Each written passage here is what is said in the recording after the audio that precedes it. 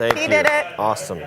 Awesome. He Thanks, did. Man, you have a lot of bands. You like to motorboat. You pee a lot. I pee a lot. And your porn name is Justice Beaver. Oh. Are we in trouble already? There's people talking in the corner. Ha! She missed it. We can't get in trouble then. No, I saw the real. I did too. I did too. Hello. We will post the blooper reel to YouTube, you guys. Yes. Aaron, can you just put it on a memory stick for me and I'll post it? Or if you post it, that's easier. I'll post it, yeah. Yes. Robin's finest moments. You know what's funny? Because so many bloopers. I shouldn't say bloopers. Fun moments. Ladies and gentlemen, Great. Hello. John Barrowman, Let me just make sure I've got also this one known name. as Malcolm Merlin, Yeah. the bad guy. Should I be Welcome. afraid? Thank you. You Thanks should for be doing afraid. this today. You're welcome. I forgot that's streaming live. We isn't are it? streaming I live. know. Yes. We are live streaming. Yeah. Yeah. We're always on. It's always We're on going. the I'm gonna shit internet. myself. I just shit myself too. I totally love that. Isn't it awesome? I actually thought you were saying the other thing when I I, know, heard it, I and I was know. like, no, wait a minute, this is a great show. That commercial is If that's what you're into, brilliant, you Ship know. me to be on that show. man.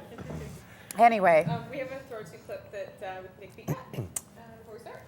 okay. Let's have a look. We're still streaming, yeah, obviously, the whole Yes, time. yeah, Just hello to that's- everybody in the UK who's watching, and all the Team Barrowman fans on there. Hello. Team Barrowman. Yeah, shot wasn't even on me, but that's okay. There you No, go. you got You're it. waving and wait, there he There he is. Hello, Team Barrowman. There you go. So this is the clip we're gonna get you to set up. What if they cut the power? This floor is on an entire separate grid.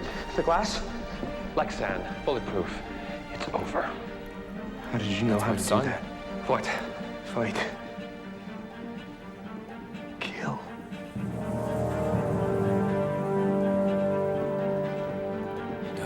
I know. I just got nervous. The production value of the show is just So good. Dad?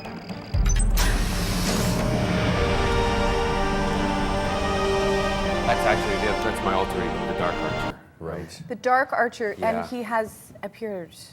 Oh yeah, he's Yes. appeared. Oh yeah. Because I have to tell you that I watched an episode last night, and I had a total nightmare about your character. Really? Yeah, like I had to get up and get out of bed because it was terrible. And you're a lovely man, but you give me bad dreams. Well, you're not gonna like what's gonna come then. No, I get scared really easily. I probably should say. Usually a lot of ladies have a say to lot me, of I give them nightmares. other kind of dreams, not nightmares, which is the good thing. Am I the first? No, you wouldn't be. But some people's nightmares are their other dreams. It's true. It's there true. you go. It's whatever you're into. It's all good. Just don't ship the bed. Yeah. At least I didn't make you ship the bed. That's the other thing. Right, stop it now. Stop now. You're getting warm. I know. It could happen. Anytime now, people. So when was the last time you were in the UK? Do you go there a lot, or? Well, I have a house there. I live Yeah. there. I live between London and I have a home in Cardiff, Wales, and just by the sea. But I haven't been back in. Actually, it's kind of still. I've been back. It was about a month and a half, 2 months ago. I was over there doing a book launch because my sister and I write children's books Yeah. and books together. So I was back there doing that, and it went really well. And I'll be going back to the UK, I think, in about a month for a little while. And you're from Glasgow. Born in Glasgow, Scotland. And how long has it been since you've lived there? Well, I go back every Christmas. Really? And I do a big show in Glasgow called a big traditional English pantomime. Oh. And I direct it, and I'm also in it, and I go back and I do one. And I've just given away that I'm going back to Glasgow now. There you go. For this. So there you go. You've heard Do it. you do that every year, the Christmas Every pantomime? I season. used to do those when I was a kid. Yeah, I would do them, always do them. and I do them because Yeah. I like the fact that it introduces children to theater. Yeah. And then they see it and they're like, "Oh, this is amazing!" And it's it's fun and it's silly. And a lot of my colleagues and stuff in the business are like, "Why do you do pantomime?" I'm like, you know what? 'Cause it's fun. It's fun, yeah. And yeah. just get off your high kind of actrine horse and do stuff that's fun. Yeah. And Glasgow's great. I mean, I had the chance to work there just a couple, 3 years ago, and it's a beautiful Yeah, no, it's a really good city. city. Yeah. It's just it's wet. The Glaswegian. It's like called this, right? Glaswegian. See, and if you're lucky, when we're on camera, I'll start speaking Scottish. Do for you, you. do you get Yeah. the I accent actu- when you go back? My No, mom no. I actually don't speak. does. This is the way I speak with my mum and my dad and my brother and my sister. And when I'm with other people who speak with a North American accent, I don't speak Scottish because as a kid, I was bullied. That's crazy how you just by made that- speaking this that- way. And that's why consciously I make a decision with you. I speak it with a North American accent, not with. So what is your natural when you just? My natural is both. Both. I can switch and go in and out of them as Right. I please. Look at that. It's crazy. Yeah. And it's like I describe it as being bidialectical. There you go.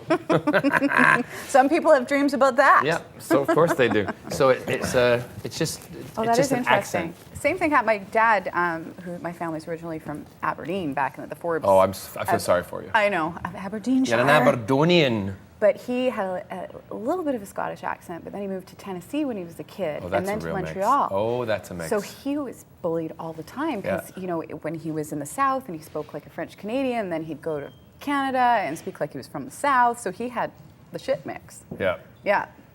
Anywho, we're ready. Sit up straight. Here we go.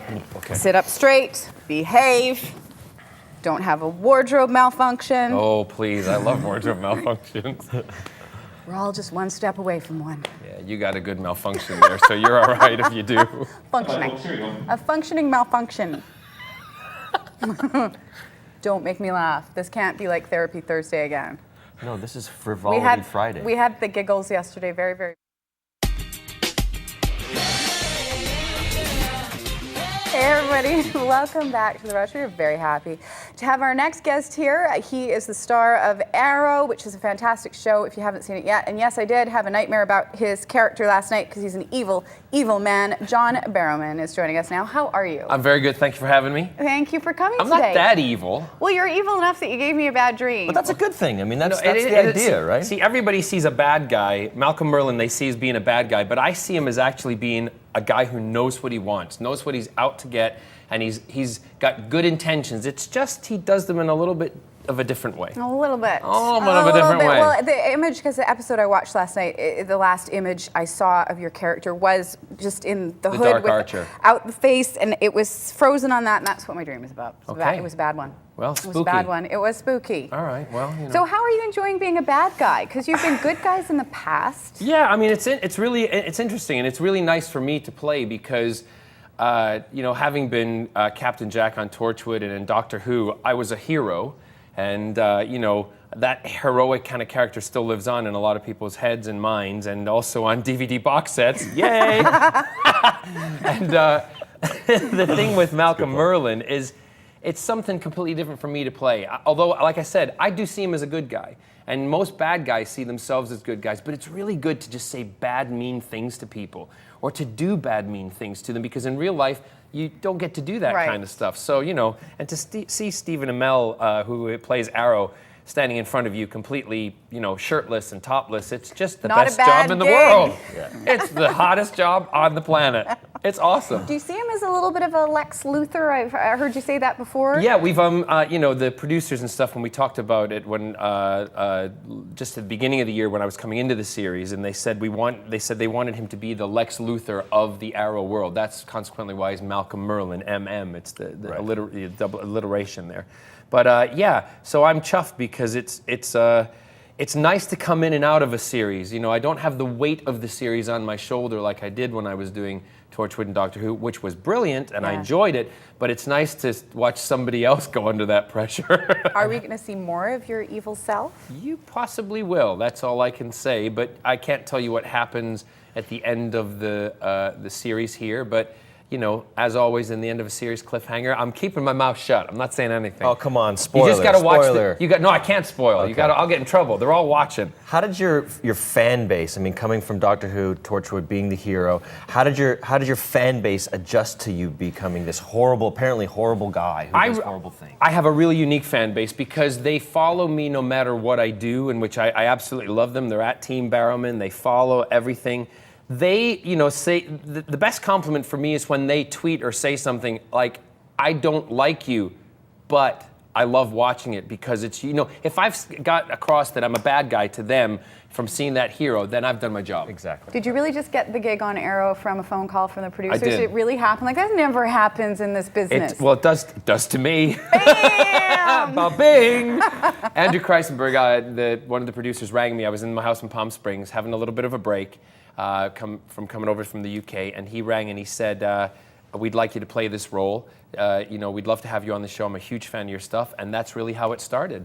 And that was it. I accepted it over the phone. Why not? Well, we're going to look at a clip right now. Do you want to Great. set this one up for us? Sure. I think this is where Malcolm Merlin and his son, Tommy, are running. Malcolm's under the process. Someone's trying to assassinate him.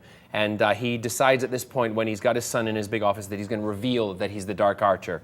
But something else then happens. So you're just going to have to watch. Here's the scene from